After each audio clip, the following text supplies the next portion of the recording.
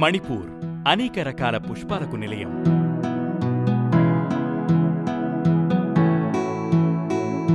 అక్కడ ఉండే వివిధ రకాల పువ్వులు ఆ ప్రాంత అందాన్ని పెంచడమే కాకుండా స్థానిక జీవనోపాధికి కూడా మద్దతు ఇస్తాయి.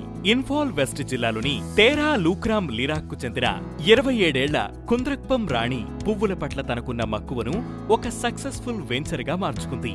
రాణి మణిపూర్ యూనివర్సిటీ నుంచి బాటనీలో మాస్టర్స్ డిగ్రీ పూర్తి చేశారు. కోవిడ్-19 సమయంలో పెద్దగా చేయడానికి ఏమీ లేకపోవడంతో ఆమె ఎక్కువ సమయం సోషల్ మీడియాలో స్క్రోల్ చేస్తూ గడిపింది.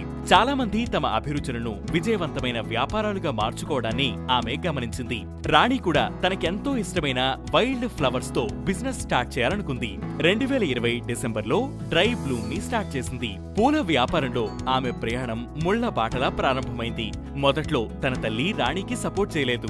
బిజినెస్ బ్యాక్గ్రౌండ్ లేకపోవడం వల్ల వ్యాపారం ప్రారంభిస్తే కలిగే నష్టాల గురించి ఆందోళన చెందింది. రాణి ఒక సేఫ్ అండ్ సెక్యూర్ జాబ్ చేయాలని తన తల్లి భావించింది. కానీ కాలక్రమేణా ఆమె అభిప్రాయాలు మారాయి. ఆ తర్వాత wild flowers safe and valuable product అని ప్రజలను ఒప్పించడం మరొక ఛాలెంజ్. కానీ word of mouth and positive customer reviews రాణికి చాలా ఉపయోగపడ్డాయి. వ్యాపారం పెరుగుతున్న కొద్దీ కమ్యూనిటీ నుండి కూడా సపోర్ట్ పెరిగింది.